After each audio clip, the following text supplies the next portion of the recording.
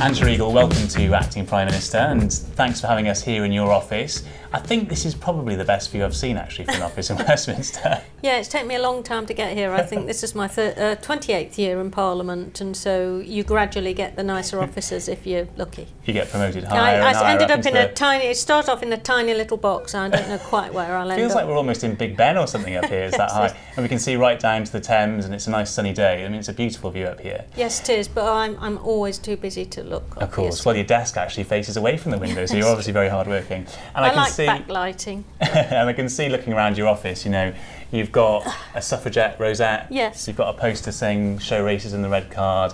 A picture of you two wearing a T-shirt saying "Some people are gay, get over it." I mean, equality is obviously very important to you on lots of different levels. Yeah, it always has been. It's one of the things that motivated me to get into Parliament in the first place.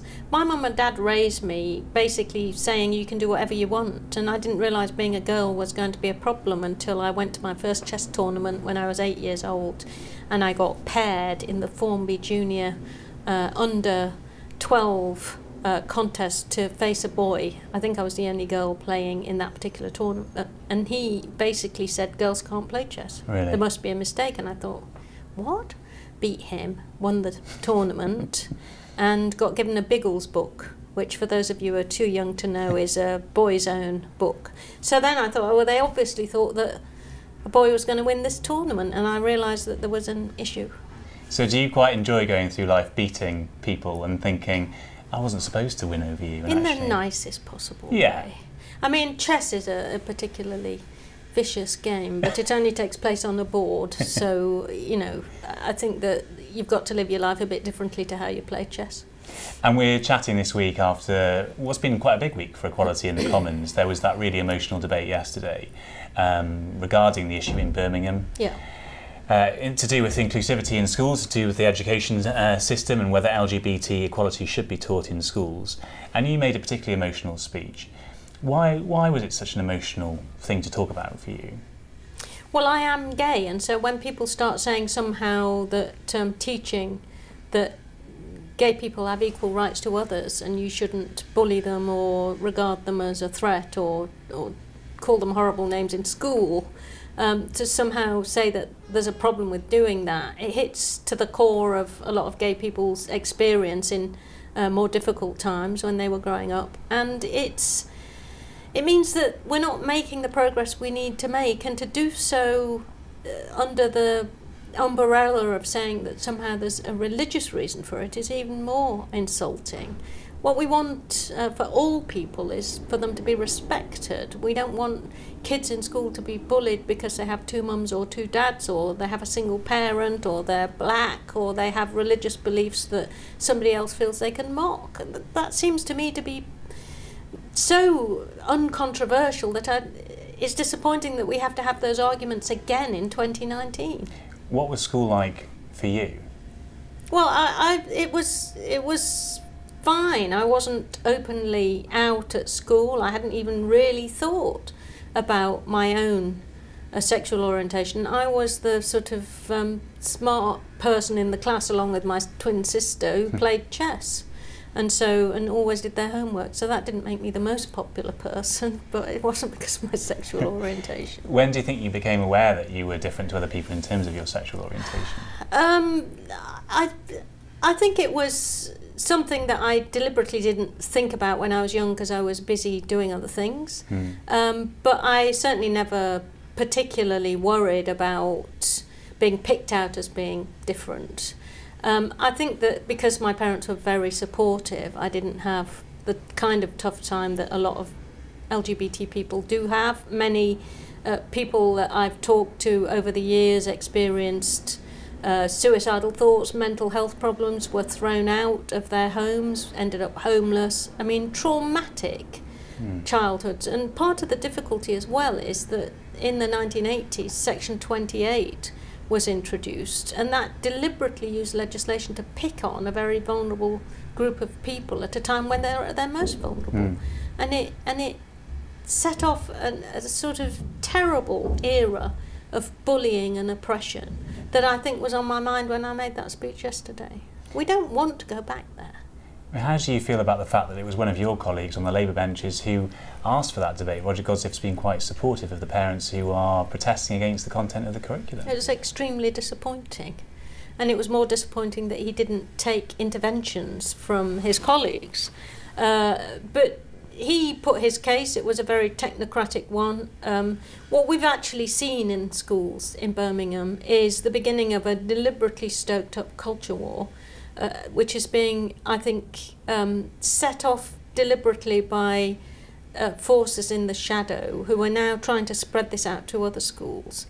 But the fact is that people's relationships at home, who their parents are, what sort of a home they come from, shouldn't make them the subject of bullying, and it shouldn't make them the subject of being regarded as different and somehow liable to be made fun of. And it's the role of teachers to teach respect and to teach young kids to judge each other in an inclusive way, and to judge each other by the characters that they have, not the colour of their skin, whether they have disabilities, whether they're LGBT. And you know, kids, when you talk to them, before the kind of interruptions that we've seen happening in Birmingham, are inclusive. They want to be friends with everybody, and they want to judge people for the kind of person they are rather than the colour of their skin or their sexual orientation. That's what we've got to pursue. It's tricky, isn't it? Because there are religious freedoms involved in it too, and some people who feel very strongly that, you know, being LGBT is against their faith would argue that they should have the freedom to teach their children those values or those religious teachings. And how do you balance those things? I mean, it's difficult. Religious teachings don't ever say that you should ridicule or bully or accuse the teachers of being paedophiles or trying to turn people gay simply because they're trying to teach the diversity that's even now obvious in our society. That's about respect for kids and respect for other people. It's got nothing to do with religious values that you should teach hatred and bullying of that sort. Now, parents are obviously allowed to have and should have an effect on the way that their children regard their religion or whatever. But these things aren't incompatible. There are many religious voices that say that it's perfectly reasonable to teach kids about the kind of society we live in, and to teach respect for all choices that people make. So somehow to say that you've done this in the name of religion is just wrong. We have seen some high-profile cases lately of homophobia. There were 2 women attacked on a bus in London. There were 2 men attacked in Anfield recently. And the police have just arrested a 12-year-old for that stabbing. Now, that is why we need inclusive LGBT teaching in school. That is the one eloquent reason why we need it. Do you feel, given the cases that we've seen recently, that maybe things are getting worse again for LGBT people? Yes, and I think if you look at the entire debate that we had yesterday, that was very much a feeling of other LGBT parliamentarians who took part. People do worry that there's a backlash going on that's being organised in the shadows, and that we have to stand up for what is right and stand up for our values, and that is about inclusion, respect for diversity and respect for each individual. There have been times of tension for you in your own party too. I think you've had some homophobic abuse from people who are Labour members. I mean, that must be pretty tough to take from your own party. Well, any kind of hatred is disappointing anywhere in society, and obviously we're in an era where we have angry backlash in politics, where the politics of populism and grievance and division seem to be on the rise.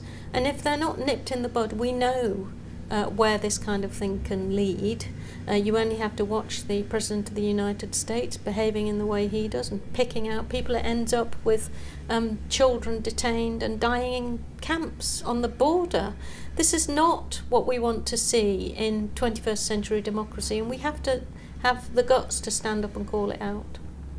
You came out, actually I don't know when you came out. When did you actually come out? I came out in 1998. In 1998, and that was when you were already an MP, I think. Yes, it was. Yeah. Yes. So, and you were one of the first gay MPs. Did you ever? I think I was the first openly gay woman, certainly the first gay minister There was only one other woman who'd come out as a Member of Parliament before me, and that was Maureen Colquhoun in the late 1970s. She was actually outed by a Daily Mail columnist called Nigel Dempster, and she lost her seat subsequently. So that was the only other example of a woman coming out that I had to deal with. Yeah, so you were really the first openly gay female MP who could be comfortable about it and not forced to Yes, resign. I wasn't forced out. I wasn't expected to resign. John Prescott, who was my boss at the time, was very understanding when I told him, and he just said, "Tell me something I didn't know already, love." And I hope he gets well soon, by the way, because he's just had a stroke, so our thoughts are with him at the moment. Absolutely. And his family. Did you ever have any kind of backlash from anyone in Parliament? Because that was a time when it wasn't, I mean, it's only 20 years ago, but it wasn't as open as it is now, and there certainly weren't as many openly gay MPs as there are now. Well, I think we're the gayest Parliament in the world now, which I would never have imagined when I first came into the House. No, not really, not to my face, not actively. I think people were very, very understanding and supportive, certainly in the Labour Party, and I can't say that I ever had any examples of that going on. Have you ever experienced homophobia, on the street, or what's the worst example do you think that you've experienced? Well, I mean, I have had moments when it's been a bit dodgy, but you just puff your chest out, try and get as tall as you possibly can as a 5'2" person, and I wouldn't pick a fight with you. Brazen it out. I might attack your kneecap. The format of this podcast, as you know, is that we ask people to imagine that they're Prime Minister. So seeing as it's Pride Month, let's have our first ever gay Prime Minister. Fantastic. So you walk through the door of number 10 and you can do anything that you want to do. What do you think you'd like to do first? Well, I think I'd like to ban hate and grievance from politics, and I'd like to just establish the fact that all of the work I've done over the years on equality is just, with the wave of a magic wand, comes about. And you can put anyone in your cabinet, past to present. Ooh. Fantasy cabinet, can be fantasy figures even. Who would you love to have in there, do you think? Well, I might have Mary Wollstonecraft, who was a fantastic feminist and way ahead of her time. She'd probably tell us what we should be doing in the 23rd century. So her, definitely. And I'd have Ellen Wilkinson, who led the Jarrow March. Yeah. The Mighty Atom, as she was called. A small but extremely effective and fiery Labour woman. Barbara Castle, because I'd like to have good rows. Oh, I don't know. I could go on. And lots and lots of feisty women. Yeah, I mean, it doesn't sound familiar at all, Angela. And the phone's going to be ringing off the hook, because all the world leaders want to speak to you. Who do you think you'd love to speak to first? Which world leader would you love to speak to first? Who do you admire? I admire Jacinda Ardern. I think she's doing a great job in bringing emotional intelligence to political leadership. I actually think that Angela Merkel is an extremely good leader as well. You might be asking me why they're all women, but I just think the important thing with where we are now in politics is that the things that women can bring to leadership when they're properly balanced and confident in themselves are very different to the things that men can bring, and I think the world needs a bit of that now. Of course, you did stand to be leader of the Labour Party in 2016.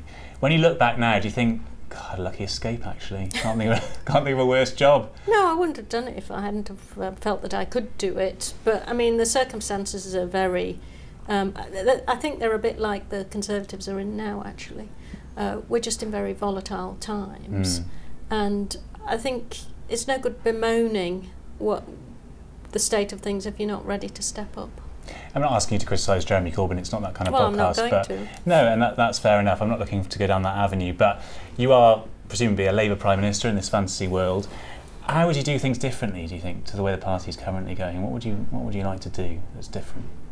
Whether it's on Brexit or whatever, really. Well, I mean, I do think we need to take a decision on Brexit. I think it's clear that people want us to, and I think I'd like a bit more proactivity about leading the way on current issues. I think some of the policy formation that's going on is really good. I think that our shift away from the politics of austerity is going to be an absolute key to the success of a Labour government, and so I think a bit more dynamism in terms of getting ahead of political arguments is what I'd like to see. Okay, let's do some fun questions to round this podcast off. Who would you rather go to dinner with, Donald Trump or Boris Johnson? You've got to go to dinner with one, I'm afraid. Do I? Do I really have to? You're the Prime Minister. You've got to. Well, I think probably Boris Johnson, because I don't think I'd feel safe with Donald Trump. Fair enough. Tony Blair or Gordon Brown? Oh, Tony, probably. Tony. Well, I like both of them, but I'd like to go with both of them together. I think that would be much more interesting. You'd be lucky. I don't know if you get them around the table together. Where would you go on holidays, Prime Minister? Where do you like going on your holidays? Well, I mean, I think that I'd probably go... I like the Yorkshire, because I was born in York, so it's nice to go there if it's a staycation. Yeah. I like Italy if it's a non-staycation. I love Italy. It's a brilliant place. And what would you do as a hobby? I mean, Boris Johnson apparently likes painting crates to look like buses. Have you got some strange hobby that you would partake in as Prime Minister? Well, I don't have dead cats that I want to put on the table so that nobody will notice that my Brexit policy is a mess and ask me awkward questions. So no, I don't paint buses. I've been a chess player. I love reading. I like going to the movies. I like going to the gym. You still play chess then? Oh, very rarely competition chess these days because I'm too tired.